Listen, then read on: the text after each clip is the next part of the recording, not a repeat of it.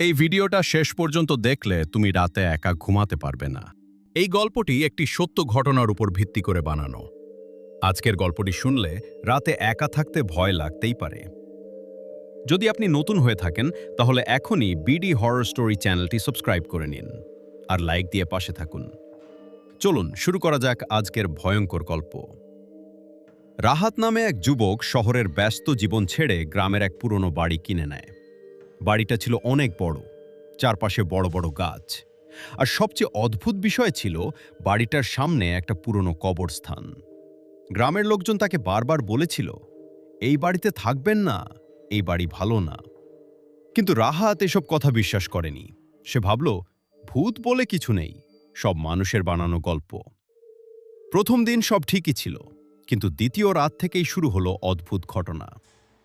রাত প্রায় 2টা। হঠাৎ রাহাত শুনতে পেল ঠক ঠক ঠক। মনে হচ্ছিল কেউ দরজায় ধাক্কা দিচ্ছে। সে ধীরে ধীরে দরজার কাছে গেল, কিন্তু দরজা খুলে দেখল বাইরে কেউ নেই। হাওয়া ছিল একদম ঠান্ডা, আর দূরে কবরস্থান থেকে কুয়াশা উঠে আসছিল। সে আবার ঘরে ফিরে এসে শুয়ে পড়ল, কিন্তু কয়েক মিনিট পর সে শুনতে পেল কারো পায়ের শব্দ। মনে হচ্ছিল কেউ ঘরের ভিতরে হাঁটছে। তার বুক ধড়ফড় করতে লাগল। তৃতীয় রাত। রাহাত হঠাৎ ঘুম থেকে জেগে উঠল, কারণ সে অনুভব করল কেউ যেন তার বিছানার পাশে দাঁড়িয়ে আছে। ধীরে ধীরে চোখ খুলতেই সে দেখল একটা মানুষ দাঁড়িয়ে আছে, কিন্তু তার মাথা নেই। গলার জায়গা থেকে রক্ত ঝরছে, আর সেই শরীরটা ধীরে ধীরে তার দিকে এগিয়ে আসছে। রাহাত চিৎকার করতে চাইল, কিন্তু তার গলা দিয়ে কোনো শব্দ বের হলো না। হঠাৎ সেই মাথা কাটা মানুষটা হাত তুলে ইশারা করল, যেন তাকে বাইরে যেতে বলছে। ভয়ে কাঁপতে কাঁপতে রাহাত বাইরে গেল। মাথা কাটা মানুষটা তাকে নিয়ে গেল কবরস্থানের দিকে।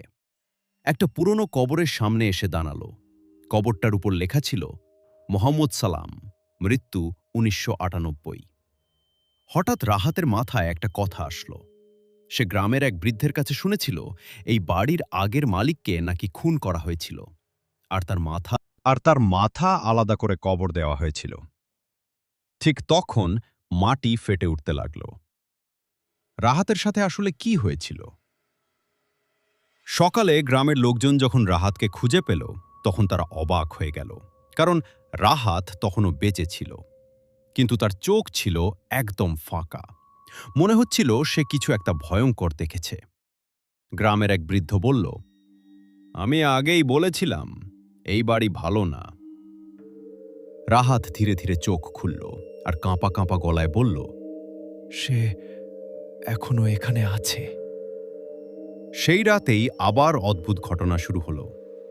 রাহাত তখন গ্রামের এক আত্মীয়ের বাড়িতে ছিল, তবুও সে শুনতে পেল থক থক থক, ঠিক আগের মতোই শব্দ। সে দরজার দিকে তাকালো। হঠাৎ দরজাটা নিজে নিজেই খুলে গেল। বাইরে দাঁড়িয়ে ছিল সেই মাথা কাটা মানুষটা। এইবার তার হাতে ছিল একটা পুরনো লোহার বাক্স। মনে হচ্ছিল সে কিছু একটা দেখাতে চায়। পরদিন সকালে রাহাত সাহস করে কবরস্থানে গেল। সে সেই জায়গায় খুঁড়তে শুরু করল যেখানে সে আগের রাতে বাক্সটা দেখেছিল। কিছুক্ষণ পরে সে সত্যিই একটা পুরনো লোহার বাক্স খুঁজে পেল। বাক্সটা খুলতেই ভিতরে ছিল কিছু পুরনো ছবি আর একটা চিঠি। চিঠিতে লেখা ছিল, আমাকে বিশ্বাসঘাতকতা করে হত্যা করা হয়েছে, আমার মাথা আলাদা করে লুকিয়ে রাখা হয়েছে। রাহাত বুঝতে পারল এই আত্মা প্রতিশোধ নিতে চায়।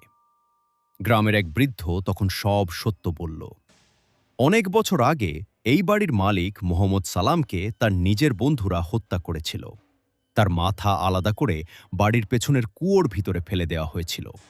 এই কারণেই তার আত্মা শান্তি পাচ্ছে না। রাহাত সিদ্ধান্ত নিল সে সেই মাথা খুঁজে বের করবে। রাতে রাহাত কুয়োর কাছে গেল। ধীরে ধীরে সে কুয়োর ভিতরে তাকালো। হঠাৎ ভিতর থেকে একটা ভয়ঙ্কর হাত বের হয়ে এলো, আর তাকে টেনে নিচে নিয়ে গেল। সে চিৎকার করতে লাগলো, কিন্তু চারপাশে কেউ ছিল না। পরের দিন সকালে লোকজন কুয়োর পাশে গিয়ে দেখল মাটির উপর লেখা, প্রতিশোধ শেষ। আর সেই দিন থেকে গ্রামের কেউ আর সেই বাড়ির কাছে যায় না।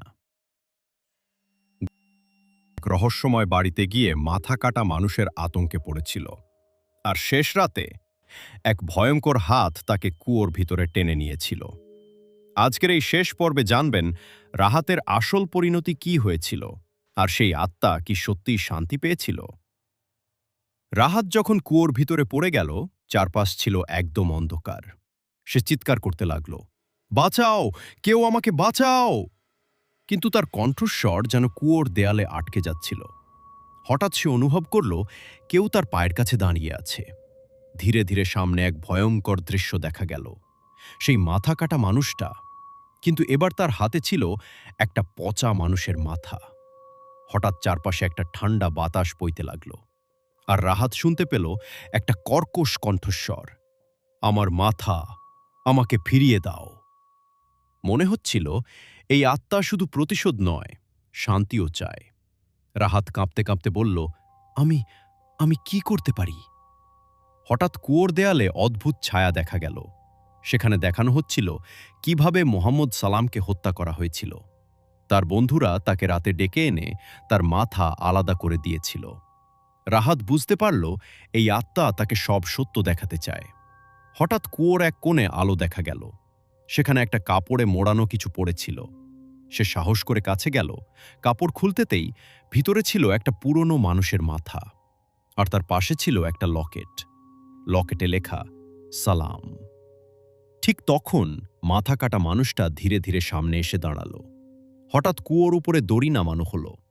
গ্রামের কিছু লোক রাহাতকে টেনে তুলল, কিন্তু তারা দেখল রাহাতের হাতে একটা কাপড় বাঁধা, যার ভিতরে কিছু একটা আছে।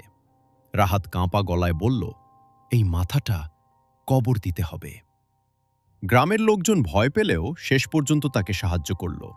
তারা কবরস্থানে গিয়ে মোহাম্মদ সালামের মাথাটা তার কবরের পাশে দাফন করল। মাথা দাফন করার পর হঠাৎ চারপাশে একটা জোরে বাতাস বইতে লাগল, আর কবরের সামনে ধীরে ধীরে দেখা গেল সেই মাথা কাটা মানুষটা। কিন্তু এবার তার মাথা ছিল। সে ধীরে ধীরে রাহাতের দিকে তাকালো, আর এক ভয়ঙ্কর হাসি দিল। তারপর ধীরে ধীরে অদৃশ্য হয়ে গেল। সবাই ভাবল সবকিছু শেষ। কিন্তু সেই রাতেই রাহাত আয়নায় নিজের মুখ দেখতে গিয়ে দেখল তার নিজের মাথা ধীরে ধীরে অদৃশ্য হয়ে যাচ্ছে।